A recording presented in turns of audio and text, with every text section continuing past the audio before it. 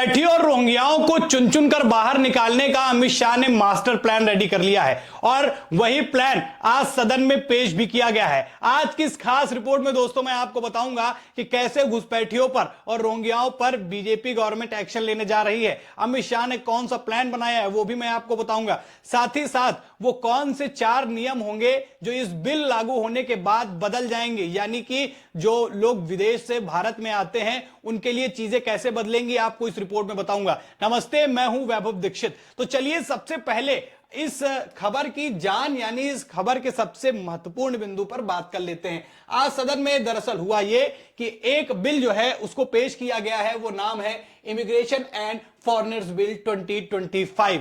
ये वो बिल है जो आज सदन में पेश किया गया। सबसे पहले देखिए कि सदन में कैसे इस बिल को पेश किया गया और क्या क्या बातें कही गई। Item number 13 Shri Nityanand Rai ji.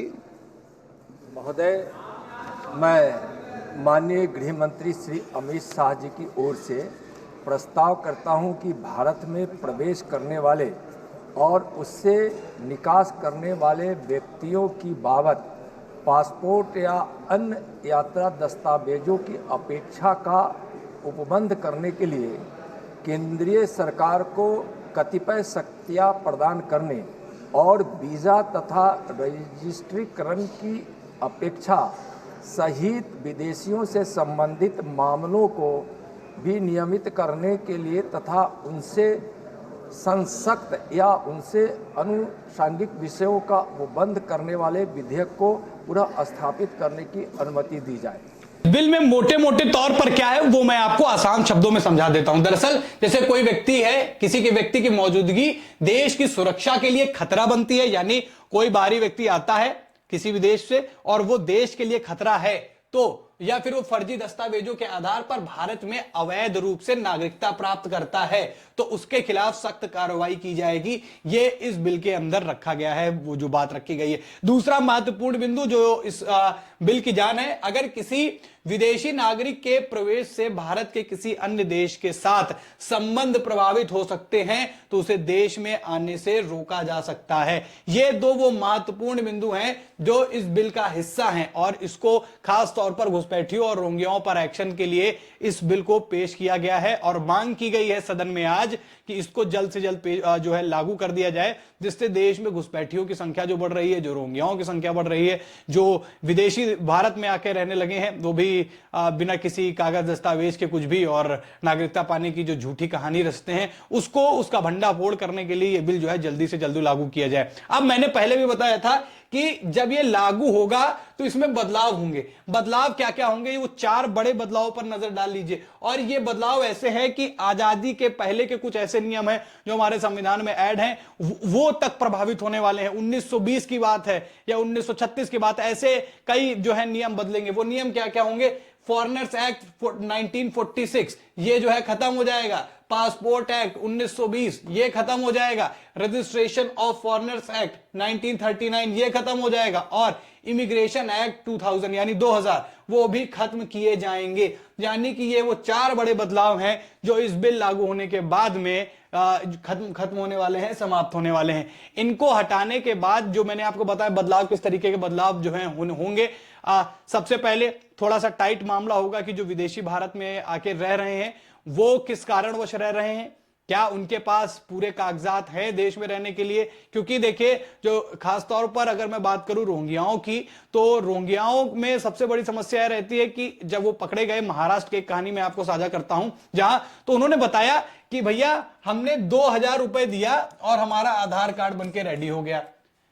ये उनका आंसर था कि कैसे ये सब चीजें मिल गई। उसके बाद एंट्री कैसे मिलती है, बोलते हैं कि 8000 से 10,000 रुपए आप दीजिए और एंट्री करिए भारत में। ऐसे दलाल जो हैं वो बॉर्डर पर खड़े हुए हैं जो ये सारी चीजें कराते हैं, लेकिन देश में आते हैं, छिपके रहने लगते हैं और फिर देश का पैसा यहां भारत का पैसा कमा के बाहर भेजते हैं। ऐसी सारी चीजें हो रही थी लगातार। तो इसी चीज पर लगाम लगाने के लिए देश के अंदर बाहरी लोगों की बढ़ती संख्या सुरक्षा का भी विषय है, क्योंकि बाहरी लोग आए उसके बाद रहने लगे और अचानक से कोई प्लान किया, उससे कोई दिक्कत हो गई तो नुकसान तो भारत को ही है। इस वजह से ये बिल जो है लागू करने की बात कही जा रही है। जिस तरीके की आज बात कही गई सदन में, जिस तरीके के इसके पॉइंट्स हैं, मुझे कहीं ना कहीं लगता है कि बीजेपी से जल्द लागू करा लेगी। और जो खास तौर पर जैसे बांग्लादेश हो गया या फिर हम बात करें अन्य देशों में, सबसे ज्यादा अगर देश के अंदर कहीं से बाहर से लोग पलायन करके आते हैं तो वो है बांग्लादेश, और नेपाल के कई लोग भी जो है देश के अंदर रह रहे हैं।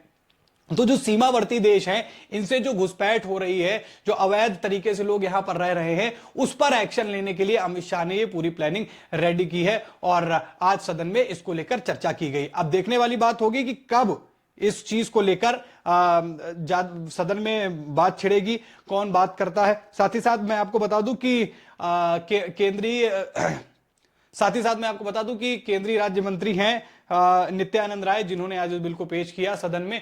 इसको अब देखते हैं इस पर किस तरीके की चर्चा होगी, कब ये लागू होगा। फिलहाल प्लानिंग साफ है, साफ सुथरी है, एकदम पारदर्शी, आर पार सारी चीजें नजर आ रही हैं। एग्री कौन करता है या नहीं करता है, ये भी एक देखने का विषय होगा। सदन में मामला पहुंचा है, विपक्ष की भी जो है वो हामी जरूर चाहिए होगी इसके लिए, तभी ये बिल लागू हो पाएगा। दिल्ली में एक्शन लिया जा रहा है, आप देख रहे हैं रेखा गुप्ता लगातार जो है वो जो अवैध रूप से दिल्ली के अंदर रह रहे हैं, खासतौर पर उनकी जिन पर शक है कि वो रोहिंग्या हैं, उनके कार्ड चेक करना, आधार कार्ड चेक करना, सोशल मीडिया चेक करना, बैंक अकाउंट चेक करना, ये दिखा रहा है कि बीजेपी पूरी तरीके से प्लान कर रही है कि विदेशी जो भारत में आ रहे हैं वो किसी गलत कारण से, किसी गलत जो है विचार से देश के अंदर न रहें और देश के लोगों को किसी तरीके का नुकसान ना हो। तो ये थी पूरे इस बिल की कहानी जो आज सदन में पेश की गई है। आपको क्या लगता है, क्या इस बिल को पेश कर दिया जाएगा और आपके हिसाब से इस तरीके के एक्शन जो रोहिंग्याओं पर या घुसपैठियों पर लिए जा रहे हैं ये सही है, और इन पर लगाम लगाने के लिए क्या ये नियम जो है वो बेहतर साबित होगा या नहीं? आप अपनी राय कमेंट करके हमसे जरूर बताइएगा। खबर में इतना ही, लोगों तक खबर पहुंचाइए, शेयर कीजिए। चैनल पर नए हैं तो चैनल को जरूर सब्सक्राइब कीजिए। फिर मुलाकात करेंगे एक नई खबर में। इस खबर में